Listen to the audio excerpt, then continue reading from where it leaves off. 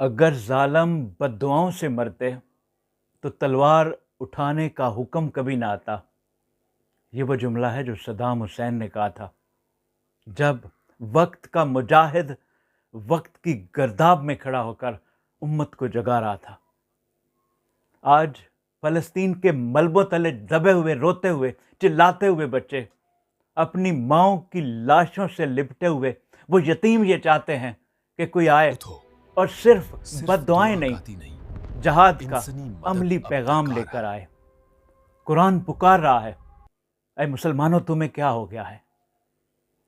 تم اللہ کی راہ میں ان کمزور مردوں، عورتوں اور بچوں کے حق میں جنگ نہیں کرتے جو پکار پکار کے کہہ رہے ہیں اے ہمارے رب ہمیں اس ظالم بستی سے نکال دے.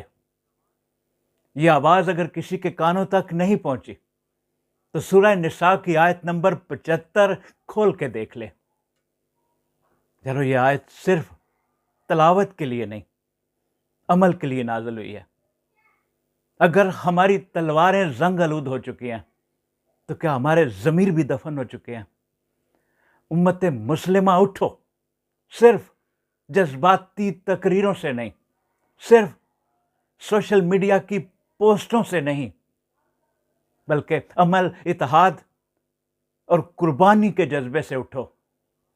اگر تم نے آج بھی صرف خاموشی ہی اختیار کی تو تاریخ گواہ ہے کہ کل تمہارے بچے بھی یہی پکار رہے ہوں گے، کاش کوئی ہمارے لیے بھی تلوار اٹھاتا، صرف بد دعائیں نہ کرتا.